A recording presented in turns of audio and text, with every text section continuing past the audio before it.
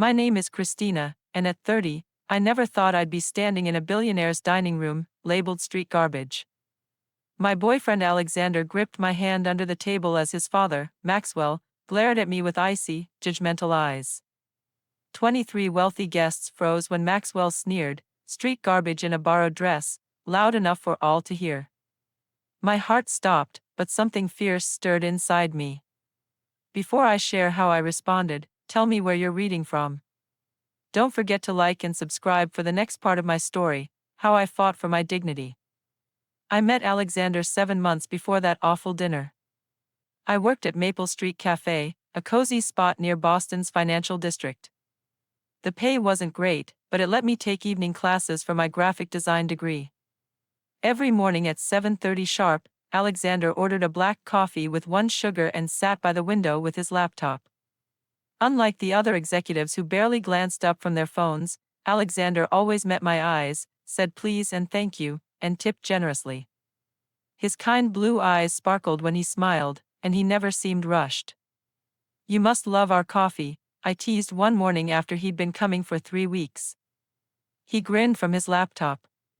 The coffee's great, but I also like the vibe, and the service. His lingering gaze made my cheeks warm. I learned his name, Alexander Blackwood, when I called out his order. He started lingering, asking me about myself during breaks. Where was I from? Why Boston? What else did I do? I shared that I grew up in a small Ohio town, raised by a single mom who juggled 3 jobs. After high school, I moved to Boston to chase my dream of being a graphic designer, working days and studying nights. I didn't mention choosing between textbooks or my electric bill. That's incredible grit, he said, his voice full of respect. Most people I know, including me, had it easy. That hinted at his wealth, though he never showed off. His clothes were sharp but subtle. His watch was pricey but understated. His car was nice, not flashy. After a month of coffee shop chats, he asked me to dinner. Our first date was at a cozy Italian place, fancier than I could afford. We talked effortlessly. Alexander was smart, humble, and loved art and books as much as business. My family owns Blackwood Industries, he said when I asked about his job. I work in investments, but I want to start something meaningful someday. I hadn't heard of Blackwood Industries, so I nodded politely. Later, I Googled his family and felt my stomach drop. Alexander was the son of Maxwell Blackwood, a billionaire industrialist I'd seen in magazines. I nearly canceled our second date, sure our worlds were too different. But his warm, genuine call the next day changed my mind. I said yes, despite my doubts. Over 6 months, our bond grew strong. Alexander never made me feel small for my roots. He was as happy at my favorite diner as at fancy restaurants. He loved my graphic design work and even offered to connect me with his company's marketing team. You're so talented, Christina, he'd say, flipping through my portfolio. Any company would be lucky to have you. He told me he loved me one evening by the Charles River at sunset. No extravagance, just honest words as the water glowed. I knew then I loved him too, not for his wealth, but for his kindness, integrity, and how he valued me. Our differences showed sometimes, like when he mentioned skiing in the Alps as a kid or didn't get why a $50 work bonus thrilled me. But he always listened and learned, never making me feel less. For 6 months, we lived in our own world, away from his rich family. Our connection was built on shared values. I started to believe our different backgrounds wouldn't matter. I was so wrong. Meeting his family would shatter that hope with a cruel reality check. The invitation came one rainy April evening. We were curled up on my old couch, eating takeout and watching a movie, when Alexander paused it. My grandparents' 60th anniversary is next month, he said, tracing circles on my arm. There's a formal dinner at the family estate. I want you to come. My fork stopped midair. Your family estate? Like, meet everyone? He nodded, hopeful but a bit nervous. It's a big deal, I know, but you're important to me, Christina. I want them to know you. How many people? I asked, my stomach already nodding. About 30, family, some of my grandparents' friends, a few business contacts. He squeezed my hand. It sounds intense, but they'll love you. How could they not? His words were sweet, but my nerves didn't ease. For 3 weeks, I stressed over every detail. What would I wear? How should I act? What if I used the wrong fork or said something dumb? My best friend Sophia heard me out over coffee that Sunday. You need a stunning dress, she said. Something to boost your confidence. We scoured stores all afternoon, but every dress fit for the event was way over my budget. A $400 dress for one night? That was half my rent. Seeing my worry, Sophia had an idea. I've got that midnight blue silk gown from my cousin's wedding last year, she said. It'll fit you perfectly with a few tweaks. I can't borrow your dress, I said, though relief was already calming my nerves. You absolutely can, plus my pearl earrings. You'll look amazing. The week before the dinner, I practiced walking in heels around my apartment. I studied YouTube videos on dining etiquette, memorizing which fork went with what. I even dug into the Blackwood family's history to hold my own in conversation. The night before, my sister Elaine called. She'd always been my anchor, helping raise me after Dad left. You're smart, kind, and worthy of respect, she said firmly. Don't let anyone make you feel less. Her words stuck with me as I got ready the next evening, carefully doing my hair and makeup. The borrowed dress hugged me perfectly, its deep blue fabric flowing to the floor. Sophia's pearl earrings added a classic touch. In the mirror, I hardly recognized myself. When Alexander picked me up, his face lit up. You're absolutely stunning, he whispered, kissing me gently. His usual car was replaced by a sleek black sedan with a chauffeur. As we sank into the soft leather seats, he noticed my nerves. They're just people, Christina, he said, holding my hand. Rich, sure, but they've got flaws like anyone. Just be you. We drove through wealthier neighborhoods until a private road lined with old oaks led us to the Blackwood estate. My jaw dropped.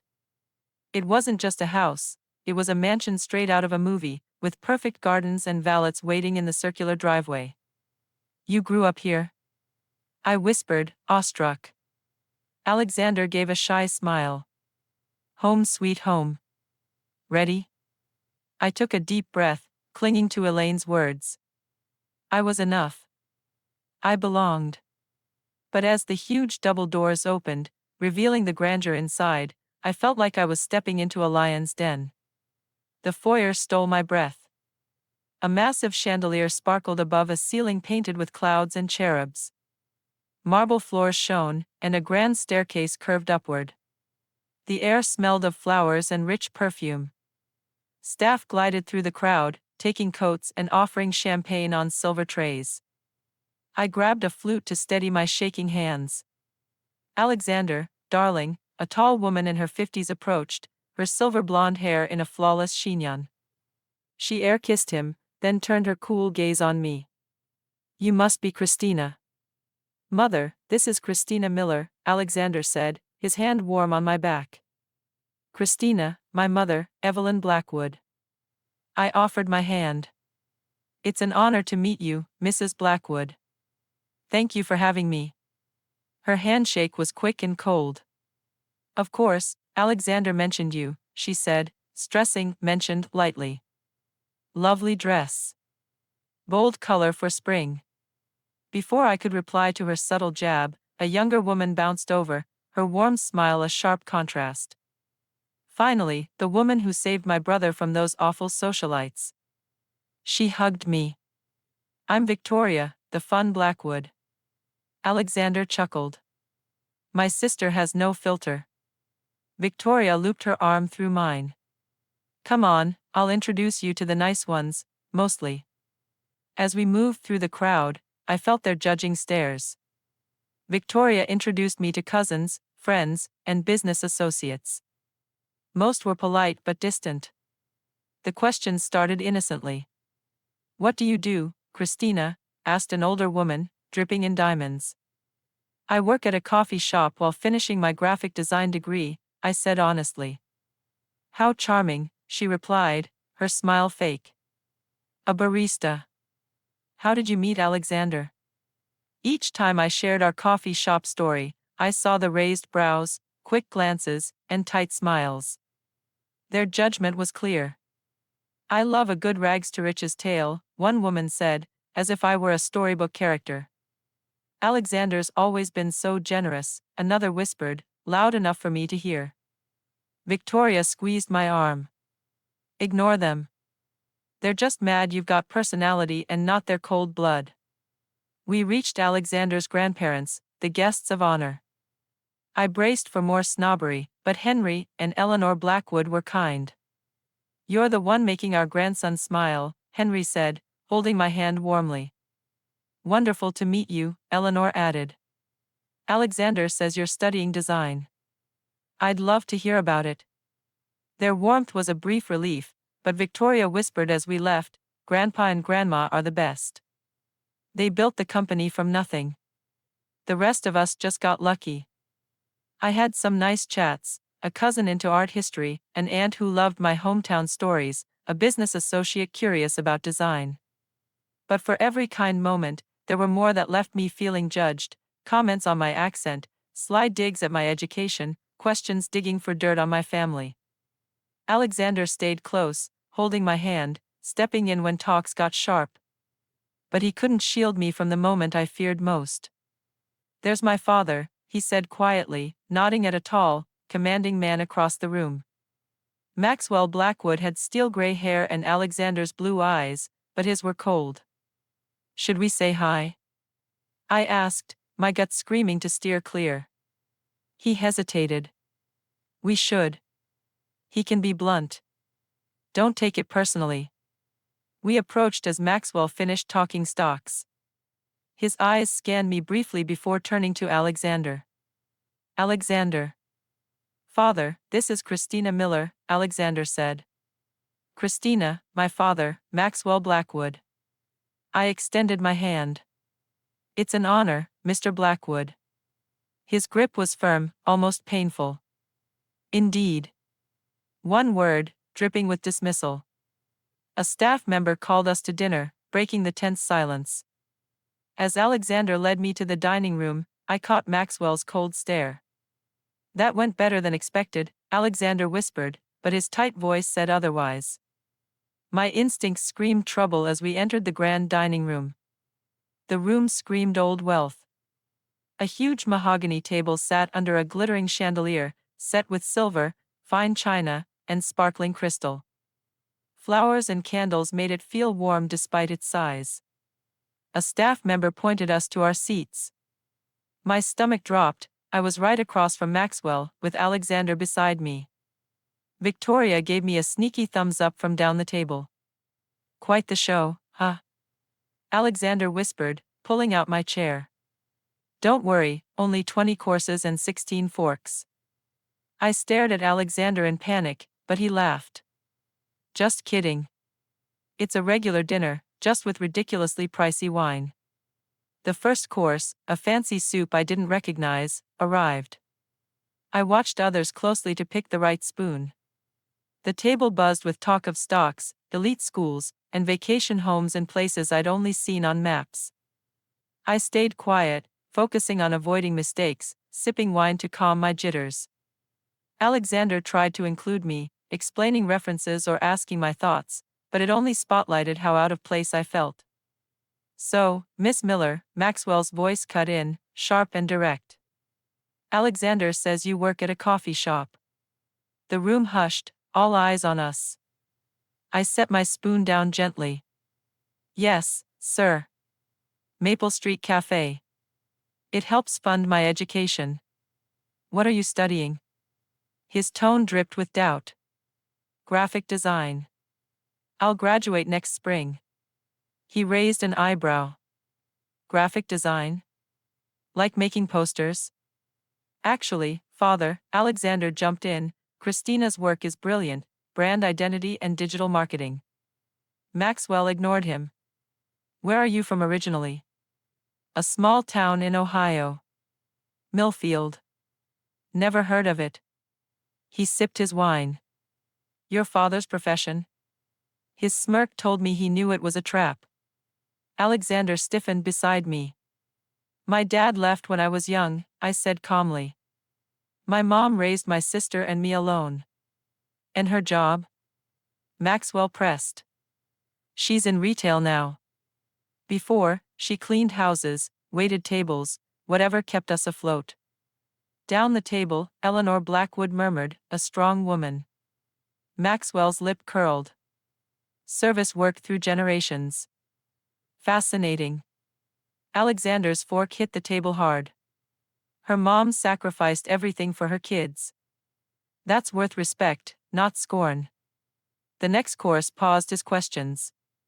Alexander squeezed my hand under the table, keeping me grounded. As dinner went on, with fancier dishes each round, Maxwell kept probing. Did you go straight to college, or find your ambition later? Your accent's unique. Common in Ohio? Ever been to Europe? No?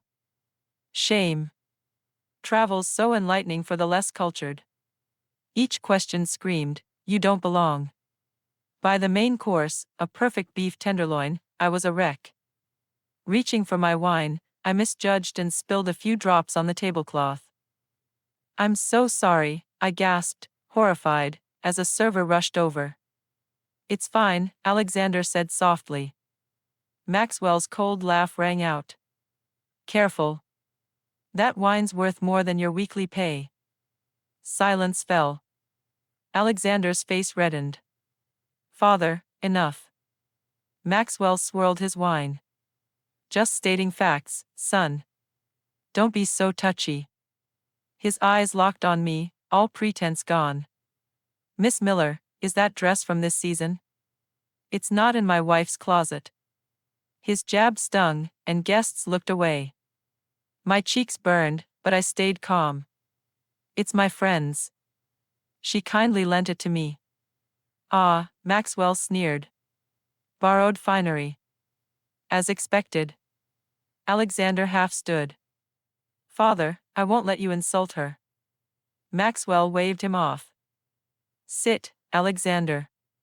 If she wants in our world, she needs tougher skin. My skin's thick enough, Mr. Blackwood, I said quietly. Growing up like I did, it had to be.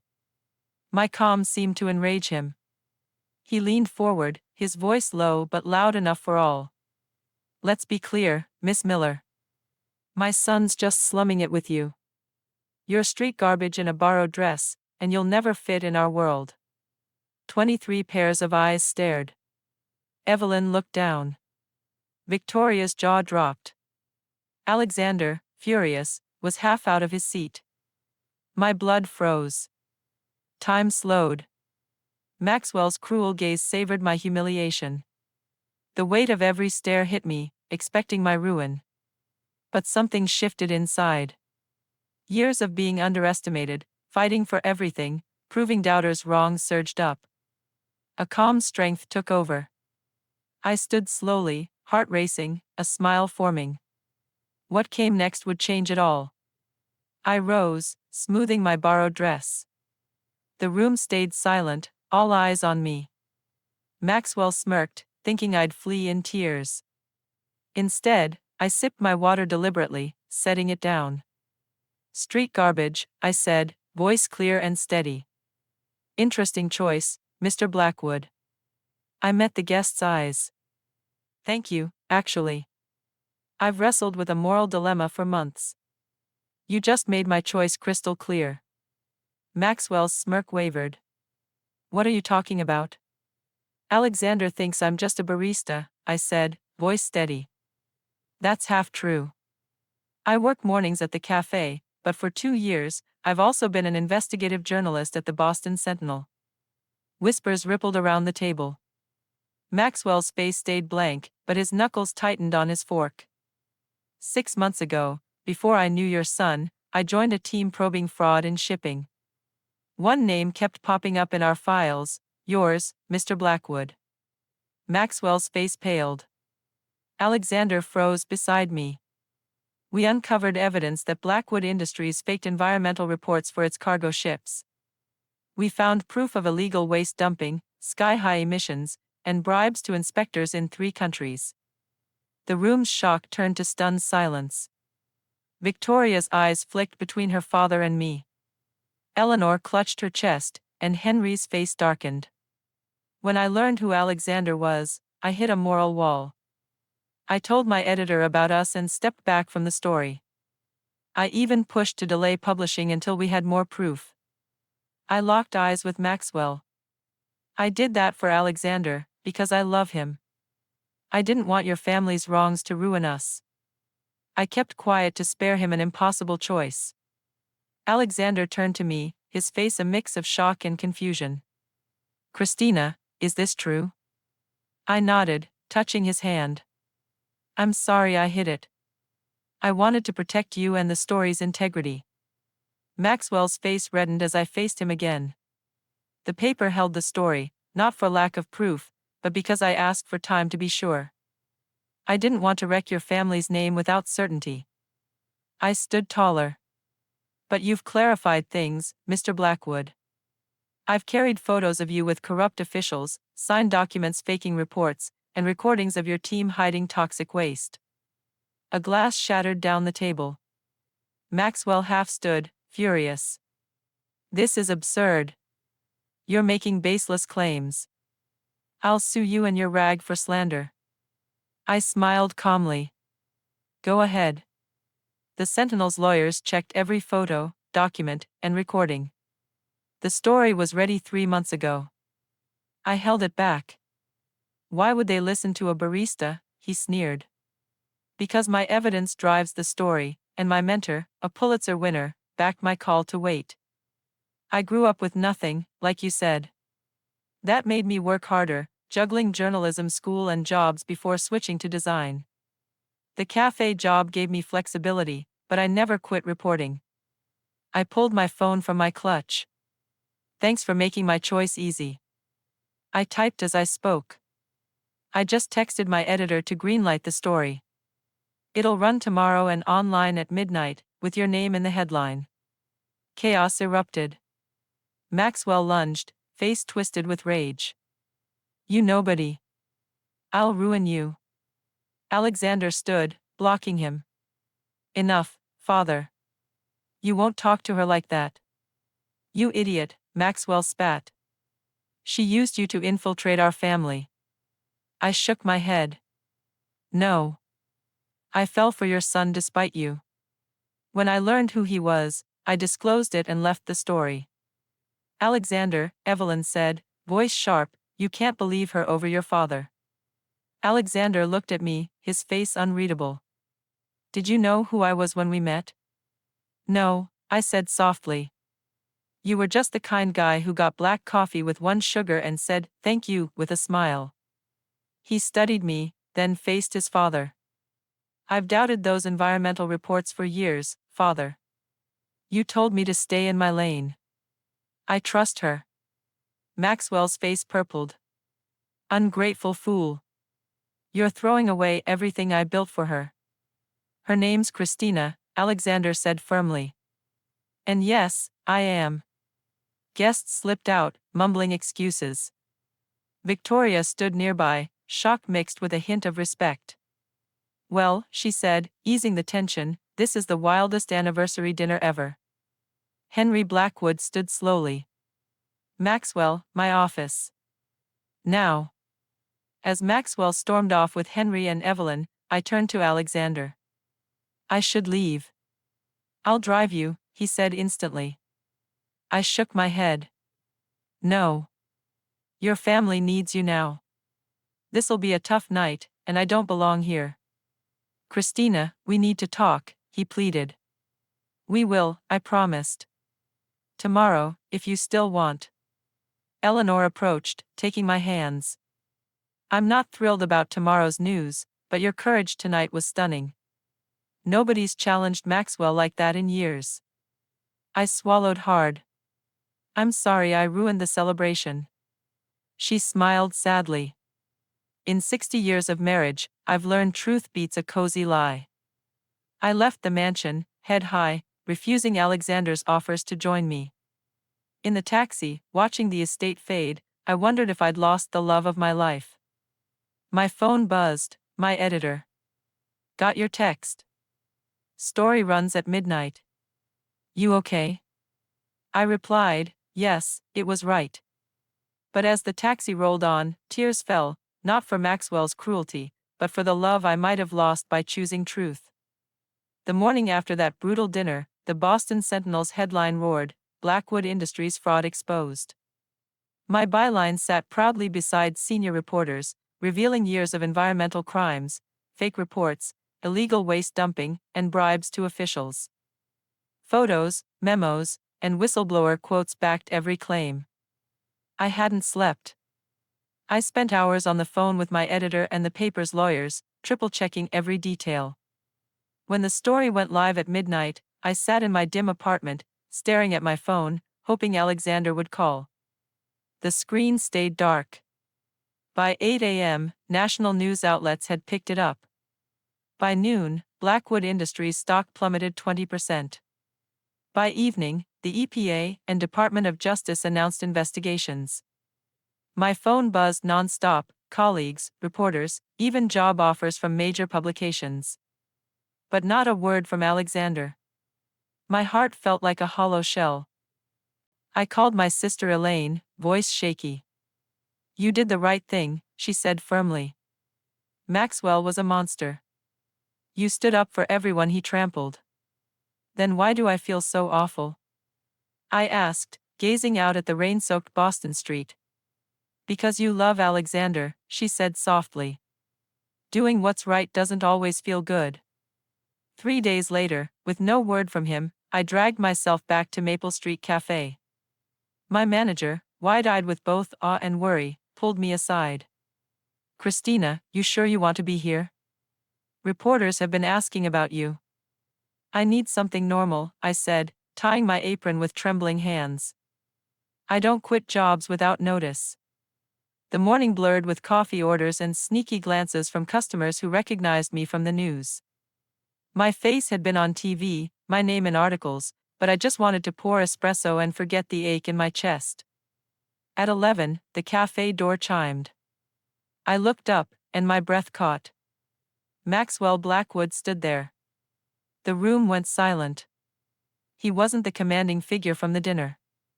His suit was rumpled, his face lined and tired.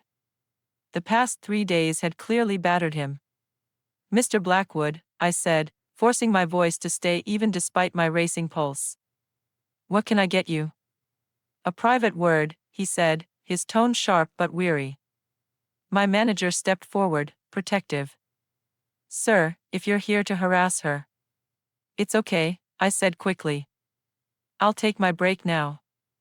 I led him to a corner table, far from curious ears. The air crackled with tension as we Saturday, here to threaten me in person? I asked, keeping my voice low. He stared at me, his cold blue eyes searching. I underestimated you. I nodded. Most people do. It's both my burden and my strength. My lawyers say your story's airtight, though selective, he said, his voice stiff. A lawsuit would only amplify the attention and likely fail.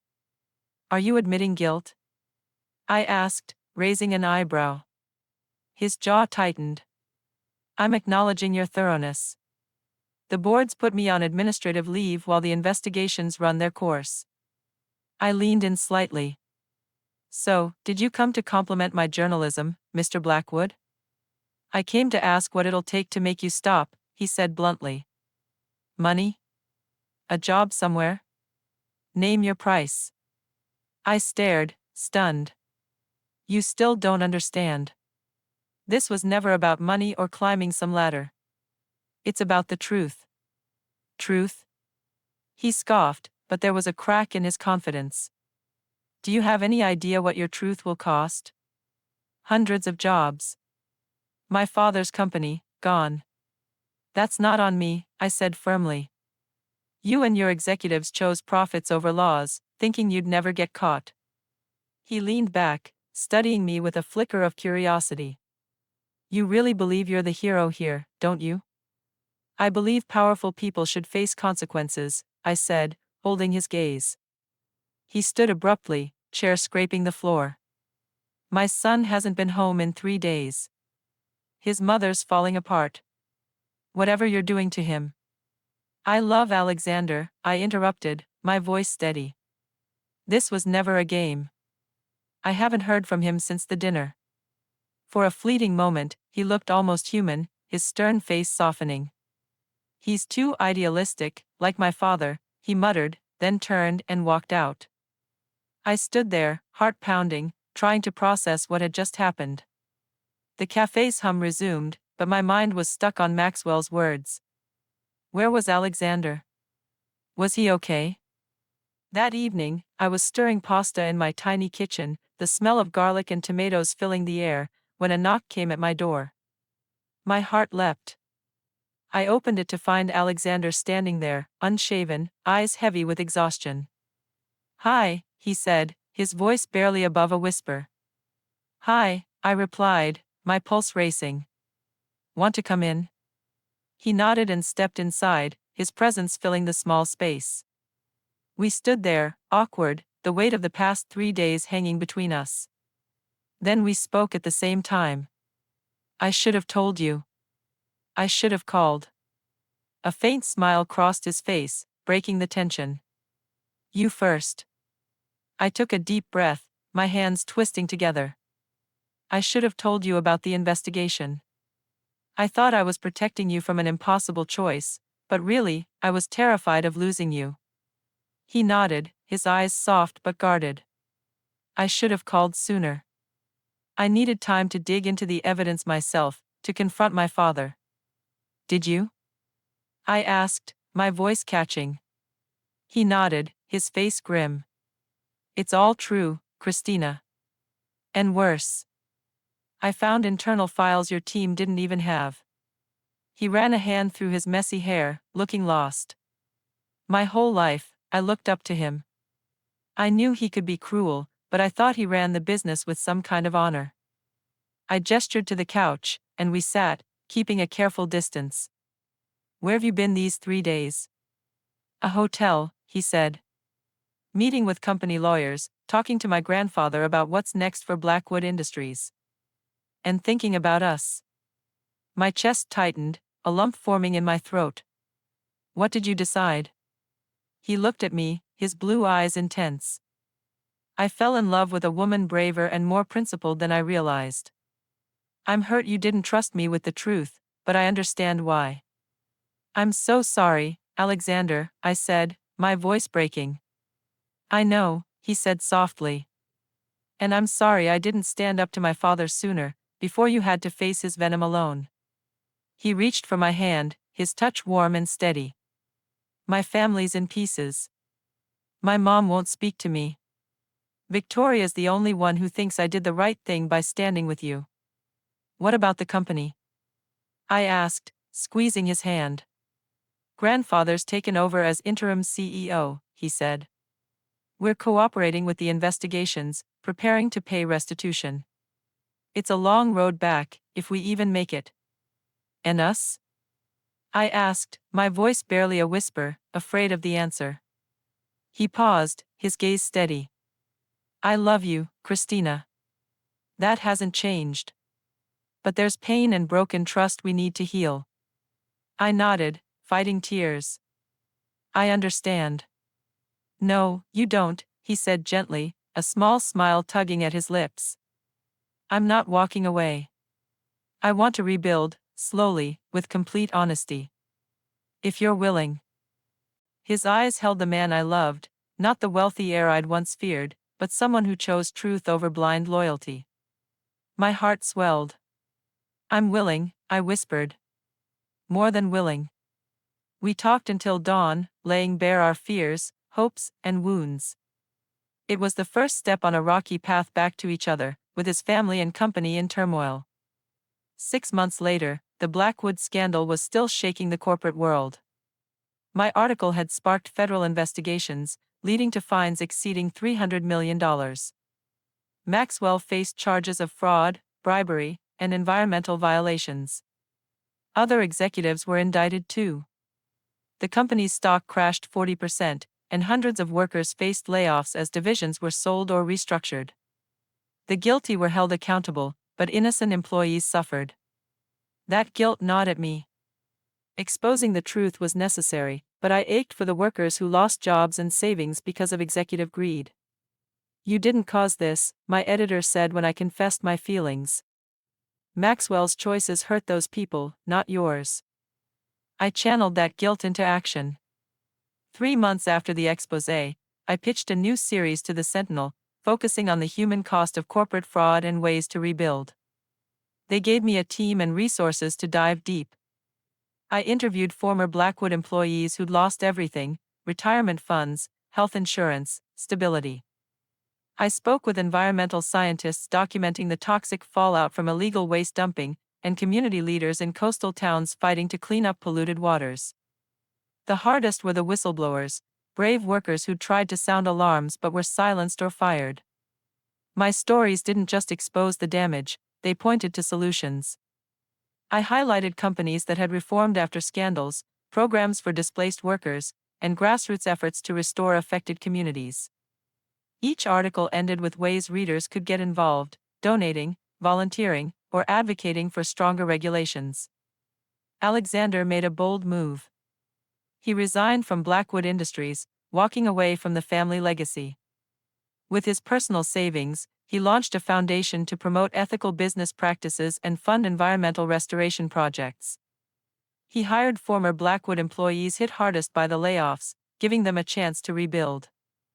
"I can't undo my father's damage," he told me one evening as we walked along Boston Harbor, the water glinting under the streetlights. "But I can try to create something worthwhile from the mess." Our relationship had been a slow climb back from that awful night. We started over, building on total honesty. There were painful conversations, moments of doubt, and setbacks when old wounds reopened. But week by week, our trust grew stronger, our bond deeper. Alexander's family remained fractured. His mother, Evelyn, refused to speak to me and barely spoke to him. She stood by Maxwell, appearing at his court hearings with a stoic expression, her loyalty unwavering despite the evidence. Victoria, though, became an unexpected friend. "You showed more spine in one dinner than I've seen in years of family gatherings," she said over coffee one morning, her eyes sparkling with mischief. Someone had to shatter the Blackwood myth of untouchability. Henry and Eleanor Blackwood surprised me most. A month after the scandal broke, they invited Alexander and me to a quiet lunch at their home. The mansion felt less intimidating this time, maybe because I'd faced its darkest truths. "We founded this company on principles," Henry said, his voice heavy with regret.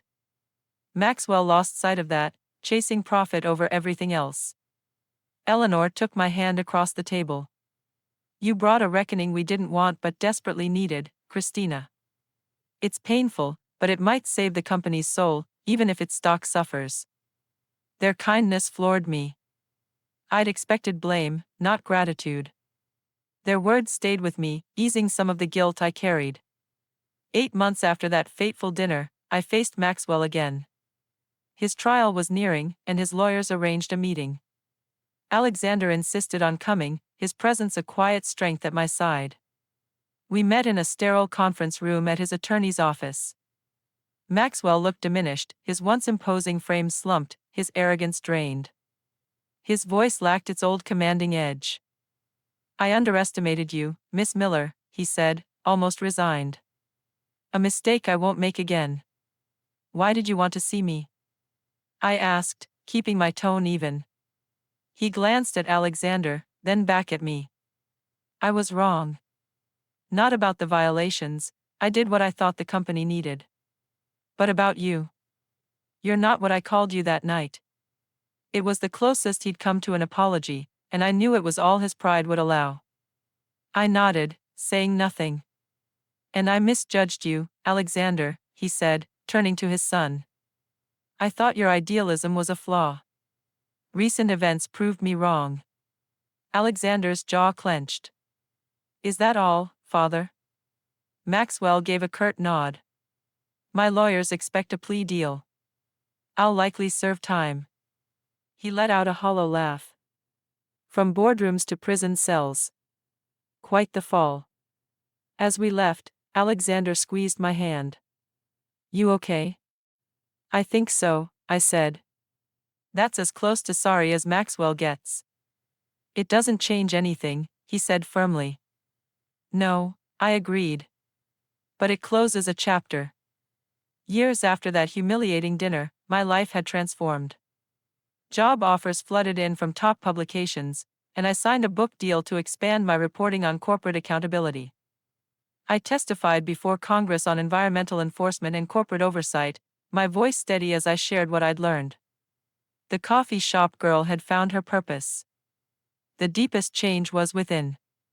The insecurity that once made me feel small in Alexander's world had melted into quiet confidence. I knew my worth didn't depend on wealth or status, it came from my actions, my integrity. I learned that standing up for truth carries a cost. It can strain relationships, spark guilt, and leave scars. But staying silent in the face of wrong exacts a far heavier price on your soul. Alexander and I moved into a small, cozy apartment together. It wasn't the Blackwood mansion, but it was ours, filled with warmth and shared dreams. He threw himself into his foundation, working long hours not out of obligation but passion. We were building a life rooted in values, not privilege. On our one-year anniversary, we returned to the little Italian restaurant where we'd had our first date. The familiar scent of fresh basil and warm bread brought back memories of that nervous, magical night. After dinner, Alexander reached for my hand across the table. Grandma said something recently, he began, his voice soft but sure. She said a person's worth isn't in what they have, but what they stand for, what they're willing to fight for. I smiled, my heart full. She's a wise woman. She also said when you find someone who makes you want to be better, you hold on tight, he continued, his thumb brushing over my knuckles. You stood up to my father when no one else dared. You forced me to see my family's flaws and gave me the courage to forge my own path. You stood by me when it would have been easier to walk away, I said, my voice catching. That took just as much strength. Later, we walked along the Charles River, where he'd first told me he loved me. The water shimmered under the moonlight, just as it had that night. He stopped, turning to face me. My father called you garbage in a borrowed dress, he said softly, his eyes locked on mine. But you showed everyone in that room what true courage and integrity look like. You taught me that real worth has nothing to do with wealth. We both learned hard lessons this year, I said, stepping closer. Like how empires built on lies always collapse. And how relationships built on truth can survive anything, he added, his voice warm. We stood there, under a sky full of stars, and I realized Maxwell's cruelty had been a catalyst. It pushed me to stand taller, to claim my voice, to fight for what was right. The pain had led to something real, something lasting. That night at the Blackwood mansion taught me the most valuable lesson: our worth isn't defined by others' judgments, but by our choices and integrity. Sometimes, being called garbage reveals your gold. What moments in your life forced you to stand up to someone who underestimated you? Share your stories below, I'd love to hear them. If this story resonated, please like, subscribe, and share it with someone who might need a reminder of their own strength. Thank you for reading. Sometimes, the people who try to break you end up giving you your greatest power. The days following the article's release were a whirlwind. My inbox overflowed with messages, some from colleagues praising the scoop, others from strangers thanking me for exposing the truth. Environmental groups reached out, asking me to speak at their events. A professor from my journalism program emailed, saying she'd never been prouder of a student. But the silence from Alexander hurt more than I could admit. I kept replaying our last moments at the dinner, wondering if I'd pushed him away by keeping secrets. Had I broken something irreparable? Work at the cafe became my anchor. The familiar routine, grinding beans, steaming milk, wiping down counters, gave me a sense of control amid the chaos. Customers whispered as they ordered, some bold enough to ask, Are you the one who took down Blackwood? I'd nod, smile tightly, and change the subject. One afternoon, my best friend Sophia stopped by. She slid into a booth, her eyes bright with concern. You look like you're carrying the world, Christina. I sighed, sliding her a latte. I did what I had to, but it feels like I lost him in the process. She reached across the table. You don't know that yet. Give him time. This hit his whole world, not just yours. Her words stuck with me, but the waiting was agony. I threw myself into my journalism, drafting follow-up pieces on the Blackwood fallout. I tracked down former employees, their stories of betrayal and loss fueling my resolve to keep digging. One evening, as I sat cross-legged on my couch, laptop open, a new email popped up. It was from Victoria, Alexander's sister. Hey, badass, it began. I know things are weird, but I'm rooting for you and Alex. He's struggling, but he'll come around. P.S. You're my hero for standing up to Dad. I laughed through tears, her words a small light in the darkness. Victoria's support meant more than I could say. She'd seen the Blackwood world from the inside and still chose to back me. The next week, I got a call from a number I didn't recognize. It was Henry Blackwood, Alexander's grandfather. His voice was warm but serious. Christina, I'd like to meet. No cameras, no reporters, just you, me, and Eleanor. Can you come to the house tomorrow? I hesitated, memories of the mansion's grandeur and Maxwell's cruelty flooding back. But Henry's tone was genuine, so I agreed. The lunch was nothing like the dinner. Henry and Eleanor welcomed me into a cozy sunroom, not the opulent dining hall. Over sandwiches and iced tea, they spoke candidly. We're not blind to Maxwell's faults, Henry said, his eyes tired but kind. He's my son, but he lost his way. You did what we couldn't, held him accountable. Eleanor nodded, her silver hair catching the light. It's hard to see the company we built crumbling, but sometimes things need to break to be rebuilt right. I swallowed hard. I never meant to hurt your family. You didn't, Henry said firmly. You exposed the rot. That's a gift, even if it doesn't feel like one. Their words lifted a weight I hadn't realized I was carrying. For the first time, I felt like I wasn't the villain in their story. As I left, Eleanor hugged me. Alexander's lucky to have you, she whispered. Don't give up on him. Her words echoed in my mind as I drove home, the city lights blurring through my tears. I wanted to believe her, but the silence from Alexander was deafening. Months passed, and the Blackwood scandal grew. My series on the human impact of corporate fraud gained traction, with readers sending letters of support and stories of their own. One woman wrote about losing her job to a similar scandal, another shared how her community was fighting pollution from a nearby factory. Their stories fueled me, reminding me why I'd taken the risk. Alexander's foundation began making headlines too. He partnered with environmental groups to clean up coastal areas hit by Blackwood's waste. I read about his work in the papers, proud but aching to hear it from him. One rainy afternoon, as I was sketching designs for a freelance project, my phone buzzed. It was Alexander. My heart stopped. Hey, he said, his voice soft but steady. Can we talk? In person? I agreed, and an hour later, he was at my door, looking like he hadn't slept in weeks but with a spark of determination in his eyes. We sat on my couch, the same one where we'd had our first real talk after the dinner.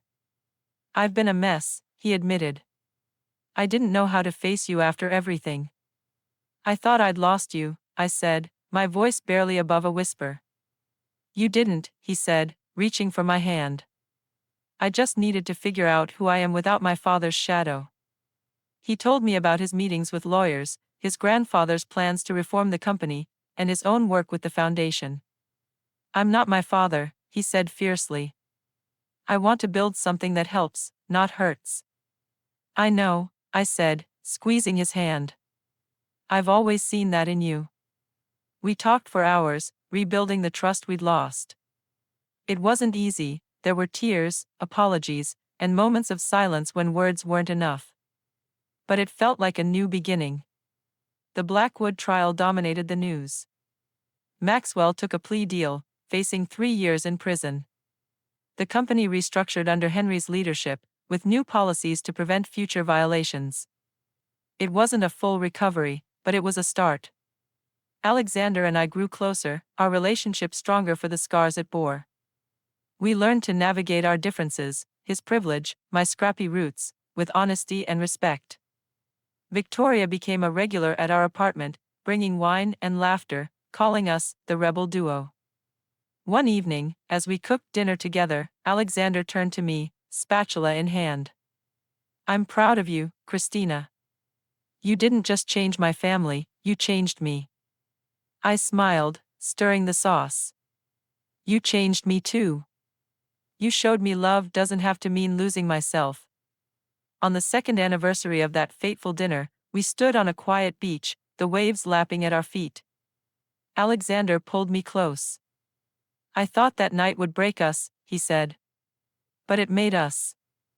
I nodded, the memory of Maxwell's words, street garbage in a borrowed dress, fading against the truth we'd built. "It showed me who I am," I said. "And who can we be together with?" As we watched the sunset, I knew the journey wasn't over. There would be more challenges, more moments of doubt. But we'd face them together, grounded in truth and love. What moments made you stand up to someone who doubted your worth? Share your stories below, I'd love to hear them. If my journey touched you, please like, subscribe, and share it with someone who needs a boost. Thank you for reading my story. Never forget, the people who try to tear you down can spark your greatest strength.